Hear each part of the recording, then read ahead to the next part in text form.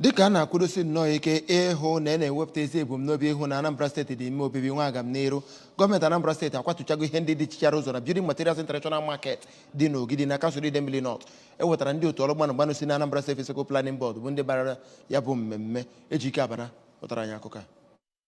Oge ABS wuchiri na ya bụ ebe achọpụtara na enwere ewumewu dị iche iche arụrụ gbakwunyere nke gọọmenti kwadoro ka arụọ ma chọpụtakwa na ụfọdụ ewumewu ahụ bụ nke arụkwasara n'elu ma ọ bụ n'okpuru igwe na-enye ọkụ latrik nke ndị EEDC dịka onye isi oche Anambra State Physical Planning Board Barrister Chike Mmaduekwe si wee kwu ya bụ ahịa bụ nnọọ nke amaziri nke ọma ma kọwaa na gọọmenti Soludo ekego ajị n'ume megide mpụ dị iche iche a na-eme na ya bụ ime ahịa. Ọ dọrọ aka na ntị ka akwụsị ụmụ ihe ndị dị etu ahụ ebe ọ gbakwara okwu ka ndị ezigbo ihe na-adị mma bụ ndị Anambra nyere gọọmenti aka site n'iweta akwụkwọ ikike tupu ha ewube ewumewu ọbụla ha chọrọ iwu. O kwere nkwa na ha ga-aga n'iru na-arụ ọrụ ha dịka iwu nakwa akwụkwọ manifesto Gọvanọ Soludo si wee kwado. Otu onye ọrụ ndị EEDC nke na-ekweghị ka akpọọ ya aha kọwara na ndị ọrụ ha edegagoro ndị ahịa ahụ akwụkwọ ugboro iji wee gwa ha na ya bụ ewumewu ha wuru adịghị mma mana ha kachie ntị. N'otu aka ahụ